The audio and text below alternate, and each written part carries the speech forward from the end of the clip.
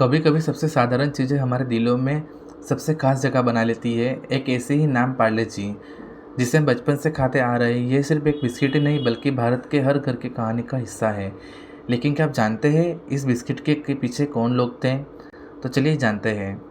तो साल 1929 की बात है। एक सिल्क व्यापारी मोहनलाल दयाल ने मुंबई के एक विले पार्ले इलाके में एक पुरानी बन फैक्ट्री खरीदी। इसे उन्होंने बेकरी बनाने के लिए तैयार किया। दरअसल मोहनलाल स्वदेशी आंदोलन से प्रभावित थे। कुछ साल पहले वो जर्मनी गए और टॉफ़ियाँ और मिठाइयाँ बनाने की कला सीखने। साल 1929 में ही वो टॉफ़ियाँ और मिठाइयाँ की मेकिंग मशीन भारत लेकर वापस लौटे, जिसको उन्होंने जर्मनी से 60,000 रुपये में आयात किया। फैक्ट्री में 12 लोगों के साथ काम की शुरुआत हुई। यह सभी मोहनलाल के ही परिवार के सदस्य थे, जो इंजीनियर, मैनेजर और ट्रॉफियाँ और मिठाइयाँ के मेकर बन गए। कहते हैं कंपनी के मालिक अपने काम में इतने मशगूल थे कि कंपनी का नाम तक नहीं रखा। लिहाजा समय के साथ भारत के पहले बेकरी का नाम उसकी जगह के नाम पर पड़ा, पार्ले। पार्ले ने फैक्ट्री शुरू होने के 10 साल बाद 1939 में बिस्किट बनाना शुरू किया। उस वक्त तक भारत में मिलने वाला बिस्किट बाहर से आयात किया जाता था, इसीलिए महंगा होता था। इसे सिर्फ अमीर ही खरीद पाते थे। बाजार में United Biscuit, Huntley and Marshall, Britannia और ग्लासो जैसे बिस्किट का ब्रांड का कब्जा था। पार्ले ने अपने बिस्किट को आम जनता के लिए सस्ती कीमत पर लॉन्च किया। भारत में बना भारत की जनता के लिए हर भारतीय को उपलब्ध बिस्किट जल्द ही आम जनता में लोकप्रिय हो गया। दूसरे विश्व युद्ध के दौरान ब्रिटिश इंडियन आर्मी में भी पार्ले बिस्किट की भारी डिमांड थी। साल 1947 में भारत को आज़ादी मिली। उस साल पाकिस्तान विभाजन भी हुआ और अचानक देश में गेहूं की कमी हो गई। पार्ले को अपने ग्लूको बिस्किट का उत्पादन रोकना पड़ा, क्योंकि गेहूं इसका मुख्य स्रोत था। इस संकट से उबरने के लिए पार्ले ने मैदे से बने बिस्किट बनाने शुरू कर दिए। एक विज्ञापन में कंपनी ने स्वतंत्रता सेनानियों को नमन करते हुए अपने व्यापारियों से अपील की, जब तक गेहूं की सप्लाई नॉर्मल नहीं हो जाती तब तक मैदे के बने बिस्किट ही इस्तेमाल करें। साल 1960 के दशक तक कई अन्य ब्रांड ने भी ग्लूकोज बिस्किट लॉन्च कर दिए। इससे व्यापारी में कन्फ्यूजन होने लगे। इसका असर पार्ले बिस्किट की बिक्री पर पड़ने लगा।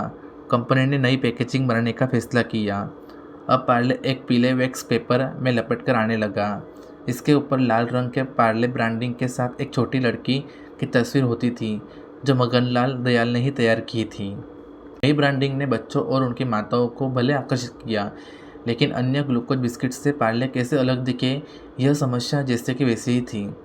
साल 1982 में पार्ले ग्लूको पार्ले जी के रूप में रीपैकेजिंग किया गया। इसमें जी का मतलब था ग्लूकोज। पैकिंग को भी वैक्स पेपर से बदलकर कम कीमत वाले प्रिंट प्लास्टिक कवर में कर दिया गया। कंपनी के इस कदम ने ही पार्ले को अन्य नकली कंपनियों से अलग खड़ा कर दिया। ब्रांडिंग और रीपैकेजिंग के बाद पार्ले जी ने एक नया टीवी विज्ञापन बनाया। इसमें एक मोटे दादाजी अपने नाती पोती के साथ कोरस में गाते हैं, स्वाद भरे शक्ति भरे पार्ले जी। 1998 में पार्ले जी को शक्तिमान के रूप में ब्रांड एंडोर्समेंट मिला, जो टीवी के दुनिया के देसी सुपर हीरो थे। शक्तिमान की वजह से बच्चों में पार्ले जी के विज्ञापन काफ़ी लोकप्रिय हो गए। इसके बाद जी माने जीनियस, हिंदुस्तान की ताकत, रोको मत टोको मत जैसे टैगलाइन ने पार्ले जी को हमेशा चर्चा में बनाए रखा। पार्ले जी अपने विज्ञापनों में सामाजिक संदेश और बीते वक्त की याद पर भी फोकस किया। जैसे 2013 में एक एड कैंपेन पार्ले जी ने पेरेंट्स को अपने बच्चों को छूट देने की बात की। टैगलाइन थी, कल के जीनियस। आज पार्ले जी सिर्फ भारत में ही नहीं बल्कि 100 से ज़्यादा देशों में बिकता है। 2011 में इसे दुनिया का सबसे ज़्यादा बिकने वाला बिस्किट घोषित किया गया। यहाँ तक कि 2020 की महामारी के दौरान जब हर घर लॉकडाउन था, पार्ले जी ने अपनी रिकॉर्ड तोड़ बिक्री के जरिए करोड़ों भारतीयों का सहारा बनने का काम किया।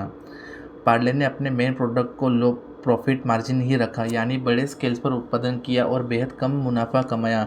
इससे लोगों को यह बाजार में उनकी अपेक्षा से भी सस्ता मिला।